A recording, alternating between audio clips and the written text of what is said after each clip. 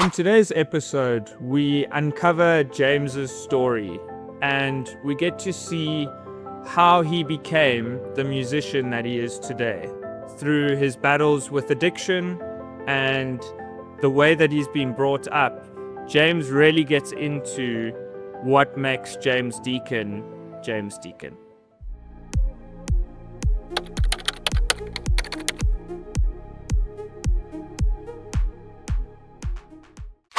Don't wait up, I'm not coming home. I'm done chasing, I'm done wasting, I'm not facing the grave.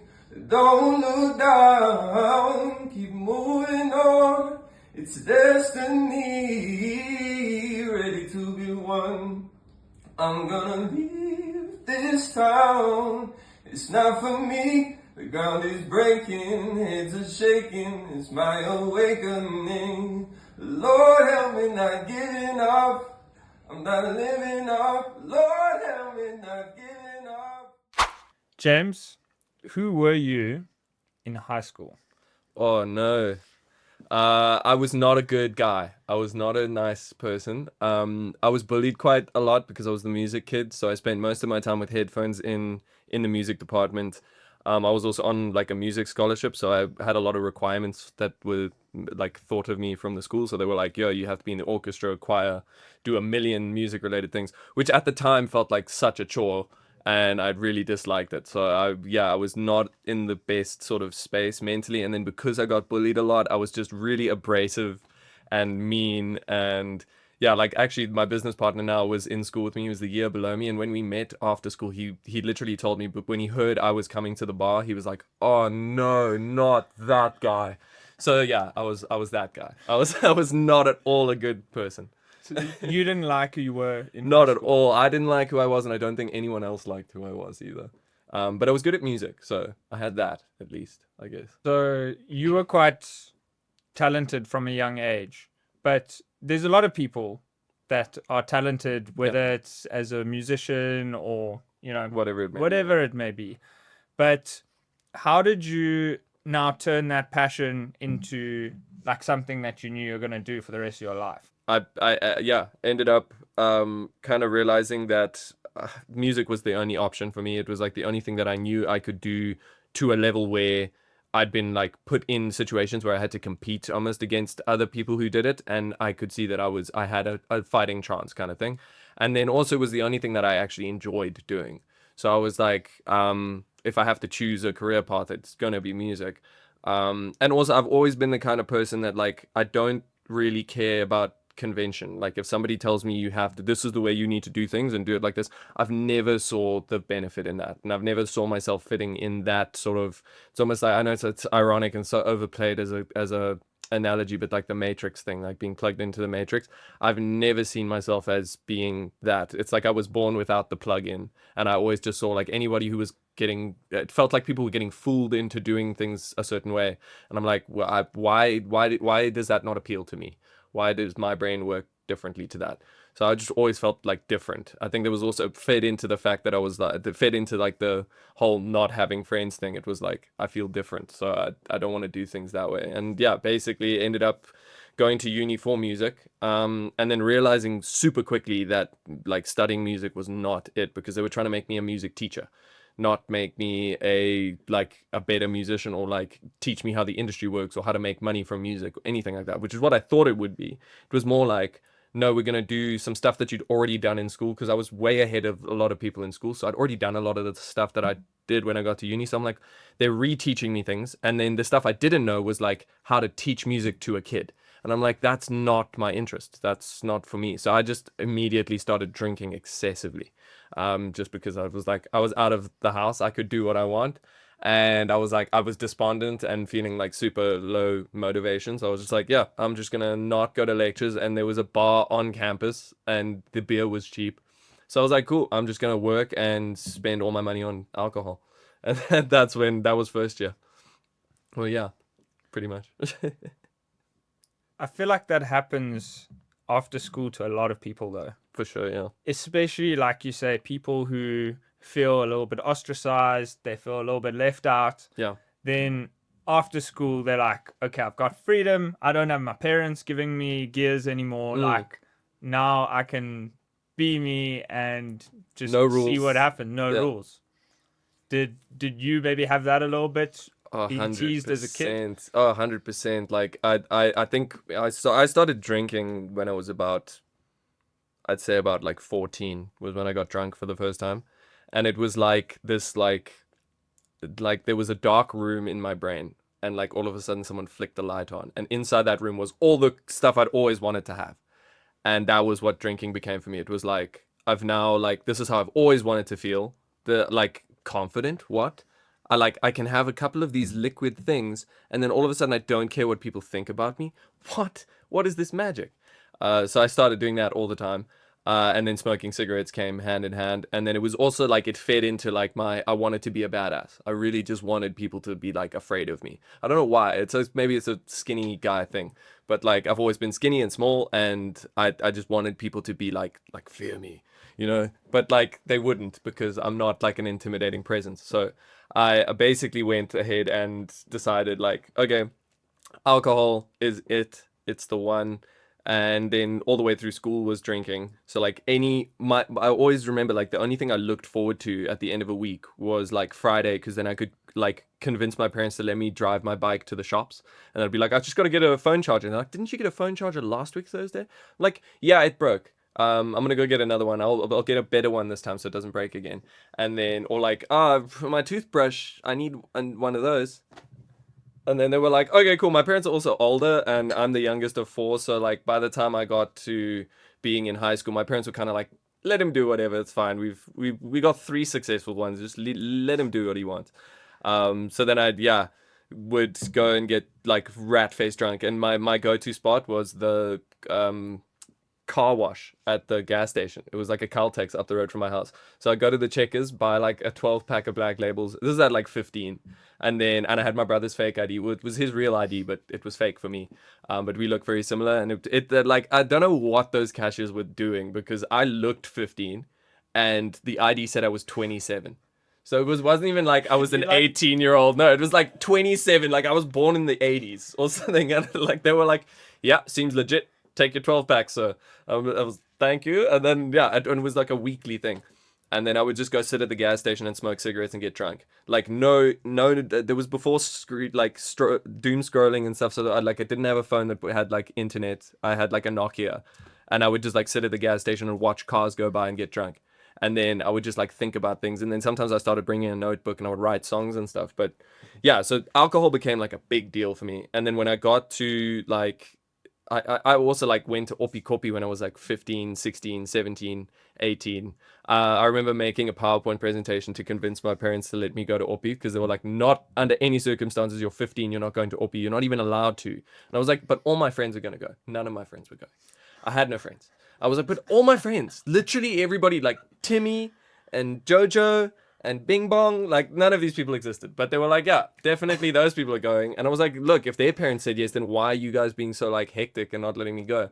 And then they were like, no, you're not responsible enough. So I was like, responsible enough? So instead of doing schoolwork, I would go to the library, and I've made like an 18 slide PowerPoint presentation. I've never worked that hard on a presentation again. And it was just like different medical things, like if this happens, this is who you can call, a list of like emergency numbers. It was ridiculously like in depth. And they like, I presented it to them, and they were like, well, if you were this responsible, then sure, you can go. So I was already like doing drugs and drinking from a young age behind everyone's back, because I found this like it made me feel like how I'd always wanted to feel, even though it's such a fake feeling.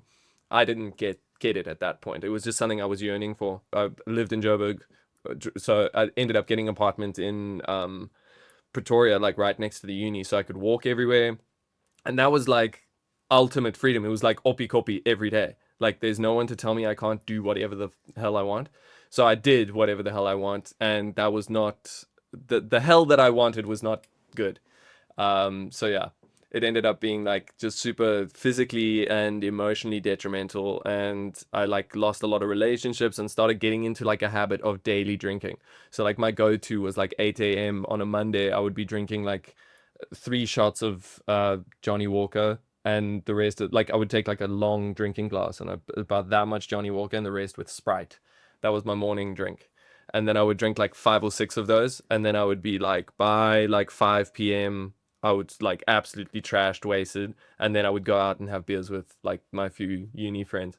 And then it would be like to the evening, and then the drugs would start. And then it just became this like daily cycle. And I still to this day don't know how I had the money for it, because I was always broke, but I always somehow found the money for drugs and alcohol. It's very strange. It's like the brain of a drug addict. You can always you'll always have money for it. Even though like now as a sober person, I never have like extra money just lying around to go and do things. Then I always just somehow had, and make way more money now than I ever did then. Like I was in university, I was earning like pittance, but somehow always had money for drugs and booze. I don't know. It's some sort of weird paradox where if the like there's like the devil in you can just like oh there's a $500 you forgot about. Oh, sick, dude. That was my life. At the time I was paying for like my accommodation and my uni for with bartending. So I was like bartending a lot and in Parkhurst in Joburg, and then like traveling on the car train to Pretoria. And then one night I was holding a bottle, slipped behind the bar, fell on the bottle, and then it cut all the arteries, nerves, and tendons in my arm here, and went through my hand as well. So now you'll see these 2 fingers don't work. They're like crippled and numb completely, and this part of my arm is completely numb. And that like happened in a split second. I remember falling and feeling my whole hand clench up like this. I was like, that's weird. And I didn't realize that I'd fell on a bottle, and I was like in adrenaline, and I didn't want to like lie on the ground because I worked with a bunch of girls. So I was like, I don't want to be that guy that like slipped on the floor. So I'm like, I don't want to see let the girls see me that I fell over. So I was like, quickly get up, and I ended up pushing myself back down into the aftermath of broken glass, which then just made everything 10 times worse. And then I got up, and it looked like I'd been bitten by a shark. To be honest, it was like a horror show. It was literally crazy. I've never seen anything to this day that was as bad as that. It was like my whole arm opened up. When tendons get cut, they pull skin and stuff with them. So it wasn't like a tiny little cut. Like the scar makes it look like it was just a little neat cut. It was like a horror story, dude. It was wild. And also because arteries were cut, you can imagine what was happening with the blood. So yeah, not to like trigger warning, I guess. But yeah, there was a lot of spraying and stuff, and it was not good. And I was like, oh no, I'm gonna die. And then I had to have surgery, reconstructing my arm, all that. And they told me like, you're never gonna play guitar again. You're never gonna do this again. So then I also couldn't work. So that's why I dropped out of university. It was actually like a medical reason, but I was also kind of grateful for it because I hated it. I just hated it, man. It just felt like school 2.0, and it felt like they were trying to put me in a box again. And it was just a bunch of people who didn't understand the way my brain worked. At least it felt this way. It felt like a bunch of people who are trying to use a syllabus to push me into a certain manner of thinking or a certain path. And I was like, I looked at all of the people that were like the golden standard. Like, if you do this degree, this is who you're going to end up to be. Or if you do this degree, this is what you can hope to get. And I looked at all of those people, and none of them were doing what I wanted to do. And none of them, in my opinion, were like a success story if I was to put myself in their shoes. Like, for them and their life, I'm not like shitting on their dreams. If this was their dream and they worked their ass off to get there, cool, great, all power to you. But personally, for me, if I was to put myself in their shoes, I was like, these shoes are whack. I don't want these shoes. I want better shoes, better, cooler life, more stuff, better stuff. And I was like, how do I get there? And there was no roadmap. There was like no one that could say, do this and do this. And I think that's what I was always looking for. I was looking for university to be like, welcome to university. Follow these 3 easy steps, and in 24 hours you will be rich and famous, and you'll be a musician that's traveling the world. And I was like, that's what I was hoping for, which is stupid. Because life just isn't like that. And then it ended up not being like that, and I was super disappointed in that. And I was like, I felt like angry at the world. Like, why was it not 3 easy steps? Come on. Like, what? This is a scam. Did you then feel excluded? And that was sort of the reasoning behind the drinking and the drugs and... I mean, yeah, in a way. I think it was also I was chasing something. I don't know. I was like searching for some kind of meaning. I was searching for some kind of like feeling of acceptance in myself. And like also like when it got to the harder drugs, when it like moved past from just drinking to now I was doing like cocaine and things like that. When it got to that point, it became more a case of the first time I did it, it didn't really do much. The second time I did it, I had the most insane experience ever. And then it was kind of always chasing that one experience. And every time I did it after that, in my head, the goal was to feel like how I felt that one time that it happened. And I never ever was able to get back there. So then it just became an endless chase for this feeling, because in that feeling, it was like for like 20 minutes, I felt like I had no like I wasn't self-conscious. I had no like fear or self-doubt or anything like that, which I was plagued with my whole life. So it was like for once I felt all of these things, but then it disappeared so quickly that I was like, I got to do it more. I got to keep doing it so that I can keep feeling that feeling. And then it never came back. I did it one time and it felt like that, and literally every single time after that it didn't. And then the problem was you start doing more and more and more, and then eventually you realize like, wait, maybe this one isn't it. What's stronger than this? And then you start saying, okay, well, who do I know that's doing that? And then you try this, and then it just became this like endless spiral. And then also when my arm thing happened, I was like not doing anything with music. I'd quit music. I was just doing my degree at university. But like, to be honest, if I was drinking like 6 whiskeys before 12 p.m. on a Monday instead of going to my theory lecture, am I actually doing music? I wasn't. I wasn't really doing anything. I was kind of just drinking the whole time. So already the problem had started. And I was almost at a point where it was like a suicidal level of drinking. It was like I was doing damage to my body intentionally, because like I didn't really feel like there was any point to life at that point. And I genuinely felt like I was so despondent, and I always felt like an outsider. I always felt like I never fit in. Always felt like the world was against me, even though it wasn't. I just like I'd convinced myself that it was. And I think like leaning heavily into alcohol just became like this, like evil endless cycle of just like feeling sorry for myself. And also like it's the worst thing you can do is feel sorry for yourself. It's like it doesn't help, but at the time it was all I knew how to do. So I would sit and I would get drunk and I would feel sorry for myself and pity myself and be like, oh, why is the world so and like you just sit and do that, and eventually you lose all sense of self. And then the problem is my like mental health was on such a like fine line. It was like I was walking a tightrope, and like one wrong thing could happen and I'm falling right off the edge.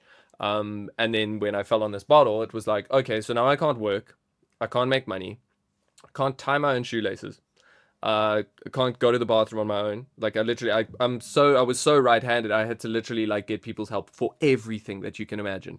And then the recovery was hectic, and like I had to have this like weird cast where they put my arm in like a right angle like this. It was literally like this, all like wrapped up and bandaged up, and it was such a nightmare. And I was like, why is this happening to me? Like, what did I do to deserve this? And the fact is, like, I didn't do anything to deserve it. It's just life. Life happens. You can't predict what things are going to happen. Things are going to happen to you and to people you love, and bad things are going to happen to good people. Good things are going to happen to bad people at the very same time. And you're going to look at that and be like, why is the world so unfair? You can spend your whole life doing that, or you can kind of pivot. And I didn't at the time have the ability to pivot. It was just my pivot was I'm going to get more drunk and do more bad things. So yeah, it became that I had no music in my life after this happened, and then I had to move back in with my parents, and I was like living in my old like bedroom, and it was just felt like such a back step, and I was just like, my whole life is ruined, everything is bad. I might as well just do lots of drugs. And then it became like 10 times worse on the drugs. But the only thing that I kept coming back to was music, because it eventually, after it had been this thing that I was always using to further myself in life, it actually became this thing where it was like, that's the only thing I wanted to do. So when I was done with all the drugs and stuff of the night, and I would get home and I'm like coming down from things, I would sit with a guitar and I would write songs. And even though I was like messing my life up and completely ruining my life, I was still doing music. It was like still there somehow. It was like I believe in God. I don't believe in it in a conventional sense, and I don't profess to ever push those beliefs on anyone. But in my opinion, that was God's way of kind of staying in my life. Like even though it felt like I had nothing and I had no one, I still had music, and it was this like it felt like this beautiful presence. Like music for me was this connection that I had to something bigger than myself, and something that cared about me. Um, and yeah, however you explain that, that was at least the feeling that I had. And I think for a lot of reasons, it's the reason I ended up sticking around and not like cashing out my chips, if you know what I mean, so to speak. Because I came very close, and there was a lot of moments where I should have not been here anymore. Like I'd been searching for meaning my whole life, searching for something, and then I realized like this thing has been with me always. Like music has been with me since I was 4 years old. So like it's not like I haven't had the answer. The answer has been right there. I just didn't have I didn't know the question yet, kind of. Like the answer had been with me, but I didn't know what the question was yet. And then like it took me to lose friends and lose my sense of self and lose my mind basically doing so much drugs that like eventually I got to a point where it was like, oh shit, I know the question now. Like I know what actually I needed, and it was that the whole time. So I think a lot of the time you can overlook things in your life that are meant for you and choose things that are not meant for you. But I think that's just part of the process, and like you have to go through those things for it to actually mean something. Because then when I stopped doing drugs and I got sober, like 7 years ago, it was like I'd taken control of something. I'd taken the reins again, and it was like the most liberating thing ever. And now I value it. Like I value my sobriety. I value the people in my life. I value music in a way that I never would have if I hadn't gone down that journey. So it's like I think suffering is an inherent part of being human. And if you're not able to overcome suffering, a lot of people aren't, then it sometimes takes longer for you. But like I think all of us are capable of dealing with a lot of suffering, and that's a part of life. And if you're able to find the beauty and find the meaning and find the good in amongst the suffering, that's what gives the good its context. Because if it was just a life of pure happiness and goodness all the time, it would be the most boring thing ever, and you'd have no context for anything else. So it would eventually, like 3 days of perfect happiness, you'd be like, this is lame. But if it's like 3 days of perfect happiness interspersed with suffering, that's what gives the happiness its meaning almost. I don't know if that makes sense. If you're someone like me who cares about personal development, purpose, and positivity, then Coffee Charge Conversations is the podcast for you. If you haven't already, please hit the subscribe button. And let's make the world a better place, one conversation at a time. Sounds like people who struggle with addiction of some sort, from some of the conversations that I've had, it feels like they all say that at that time in their life, they felt a little bit misunderstood and lacked purpose. 100%.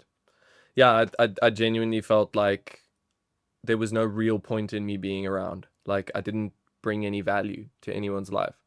And then it just became, it's also like a self-fulfilling prophecy, because you start doing drugs because you feel like you're not benefiting anyone, and you feel like you're an outsider, and you feel like thing. And then doing drugs makes you more of a like outsider and makes you less beneficial to people's lives. So you do less things, you become very selfish, you become everything becomes about you and you feeling a certain way and you wanting to do a certain thing.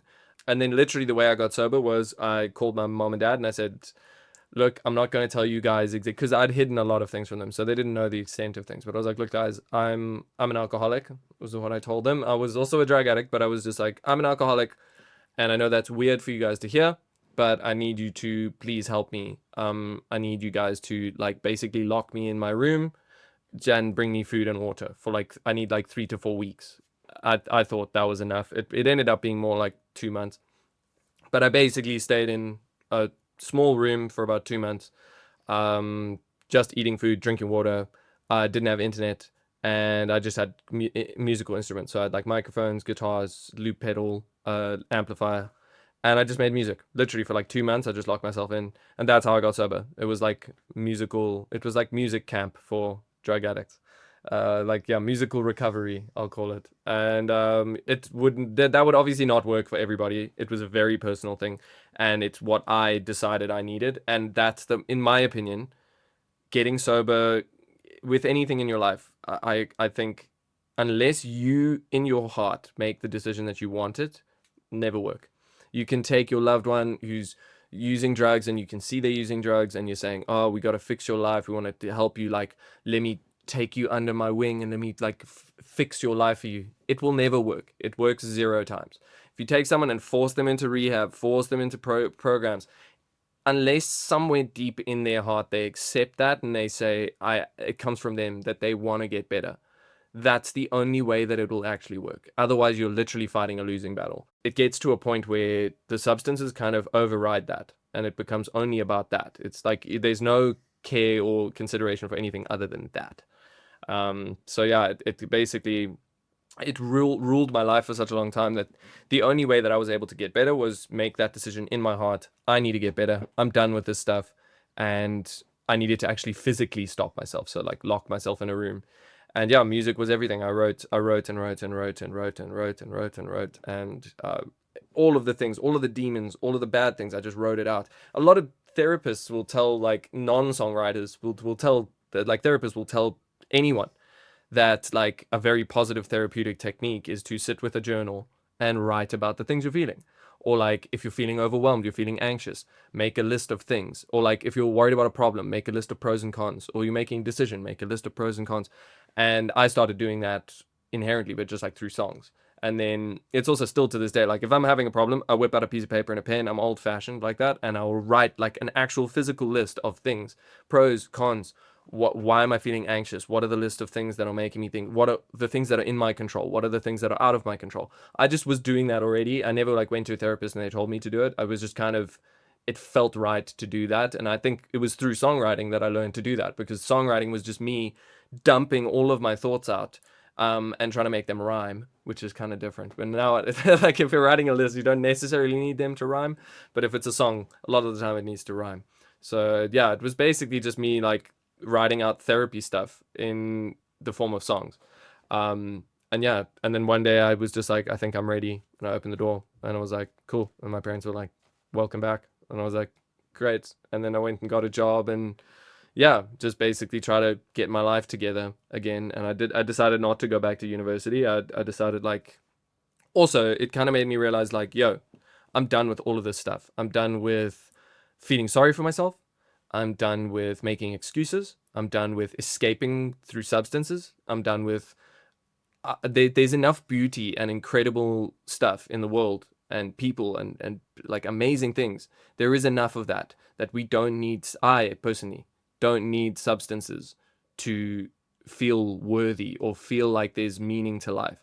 I was like, instead of doing that and chasing and putting all, because I put a lot of energy into it, like every fiber of my being. So I was like, if I'm capable of putting every fiber of my being into doing that, why am I not capable of putting every fiber of my being into making myself better and making myself successful and making something out of my life and doing something that can benefit the world? And because I just always felt like I'm here for a reason. I should have died so many times doing the stupid stuff I did. I should have died so many times, but I didn't. So why? If something out there is keeping me alive for some reason, I have to find what that reason is. And it definitely isn't putting my nose into a bag.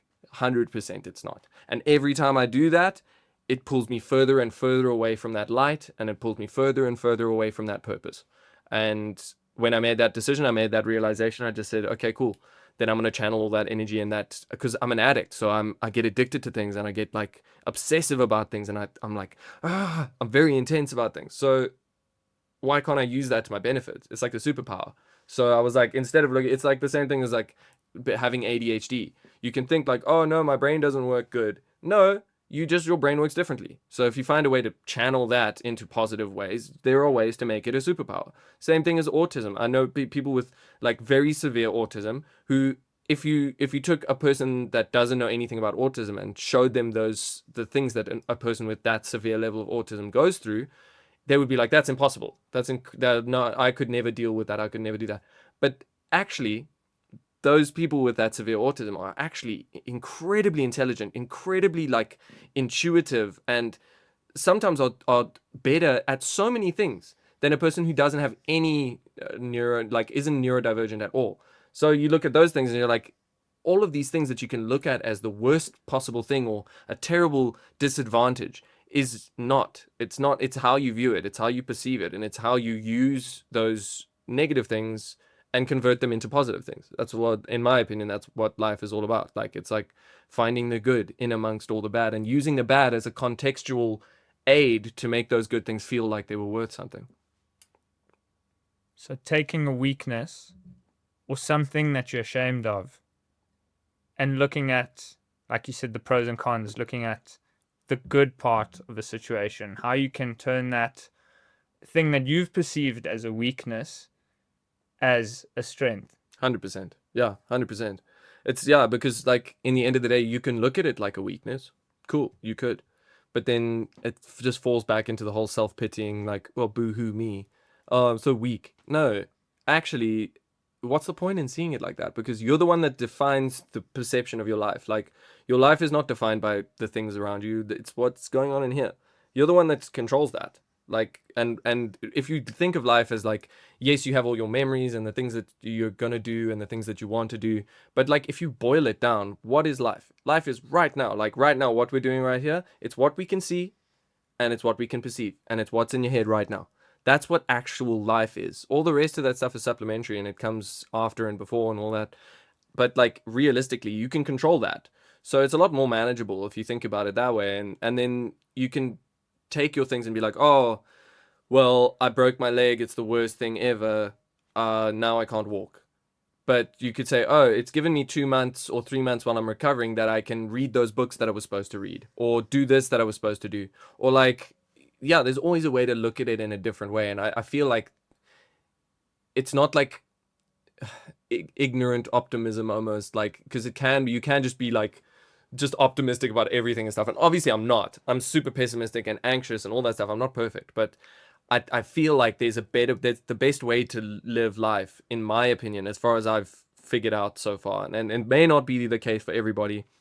I never profess to be like like I don't know everything. But if I was to hazard a guess, and just from my own personal experience, what is the best way to live your life or the best way to think about life, is that even the worst things in life can be a positive and a good thing can come out of it, always. And if it can't, then you just haven't found what that positive was. Like, it just sometimes takes a bit more time. Sometimes a super bad tragedy can lead itself to something super positive coming out of it, and you can either sit and dwell in the negative and just be like, oh, there's no way anything positive could come out of this, or you can try and wait for that positive to come, or look for that positive, actively go out and try and find what was good about something bad happening. And like that's literally what I've lived my life on since then, and it's made me infinitely more happy, and it's allowed me to find relationships, find a wife. Like when I was doing drugs and stuff, like I had no relationships. No one actually cared about me. I didn't care about anybody. That's the reason. It wasn't like I was so bad that no one cared about me. It was just like I didn't care about anybody, really. And I would abuse and use everybody around me. So there was no positives in my life. So of course nobody gave me that back. Like, you get what you give. And so of course I was not worthy of that. Like, if my wife had met me when I was using and doing all that stuff, like, there's no way we would have ended up together. She's not that type of person. She would have seen me and be like, whoa, going this way. And like, that would have been the biggest tragedy in my whole life. Like, that's my person. That's everything to me. Like, all my songs are written about her. And like, or like, since I became James Deacon, I mean, I've always been James Deacon, but like, since I became James Deacon, the musician, yeah, like all my songs, they're written about her. And it's like, if I hadn't kept going and if I hadn't found a way to get better and move past that, then I never would have met her. So like, even just that small thing, I can be like, look, there's a positive that came out of this negative. I was able to overcome something really difficult. Like I said, suffering is an inherent part of being human. Like, if you're able to endure the suffering, the reward is worth it. It always is. And there's so many things that I'm so grateful for now in my life. And like, I never would have been ready for it or deserving of it if I hadn't gone through the gauntlet of what I put. And to be honest, I put myself through it. That's the thing. Like, nobody told me to do those drugs. Nobody forced me to do those drugs or do those things. I did it to myself. It's 100. That's why, like, I don't ever like taking credit. Like, when people say like, oh, congratulations for being sober. Don't congratulate me, please. It's not something that I should be getting. It's also like, for me, it's an inherent trait for a recovering alcoholic, recovering drug addict. I'm not recovered.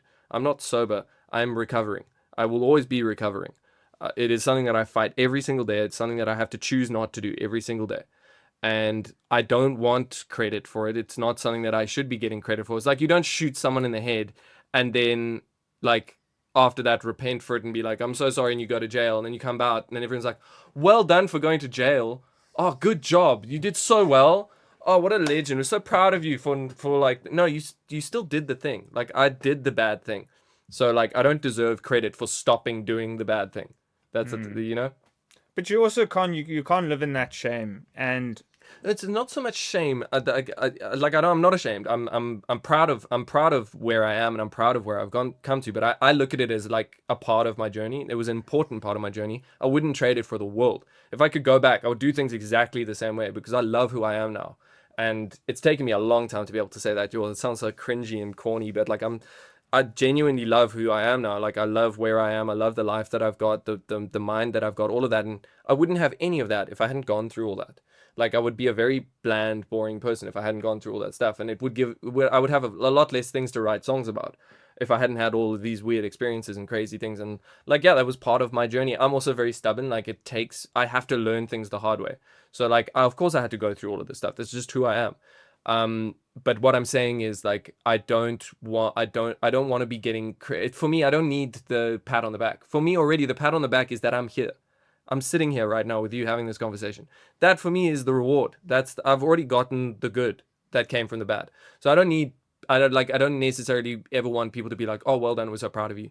Because it's like, that's not, I didn't do it for that. I didn't do it so people can be like, "Well done." I just did it because if I didn't do it, I wouldn't be sitting here. That's what I mean more, I guess. so today's episode was also about how you overcame those challenges. Hmm. You know, it sounds like you had a very difficult life, but you chose to change the way that you viewed the situation to make it a positive. If you could go back now in time, or even just have you now speak to that person when you were, let's say, 20, 21, what would you say to that person? Shit. I would say, I know you're not going to listen to any of this, and you're not going to take any of what I say as the truth because you don't listen to anybody, and you don't think anybody can help you.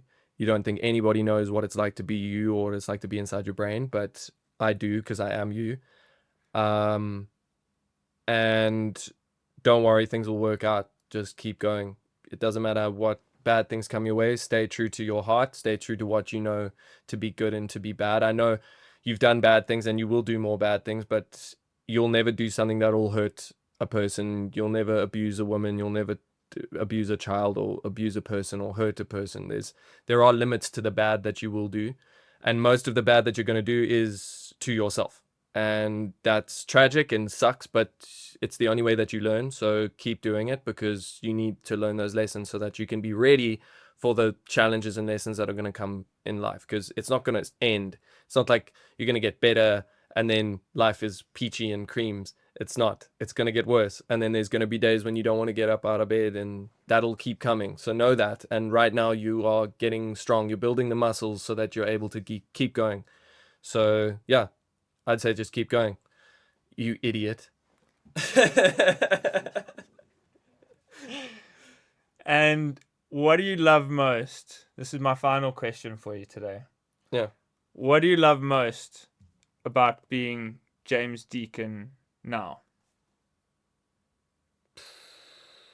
I love that I get to wake up every day and say that I'm a musician. And like, that's super difficult. It's a really, like, anyone out there who does it for a living, it's not an easy thing to do because, like, it's very personal and you have to open up parts of your heart and soul to people, and yeah, it's difficult, and you always have to be on, and you always have to be like presentable, and it's not easy. And to get to where I've gotten now, I'm nowhere near where I want to be, obviously. I think that's just also life. You always want to be somewhere else, but I think I'm really proud of who I am. I'm proud of where I've gone, what I've gone through to get here.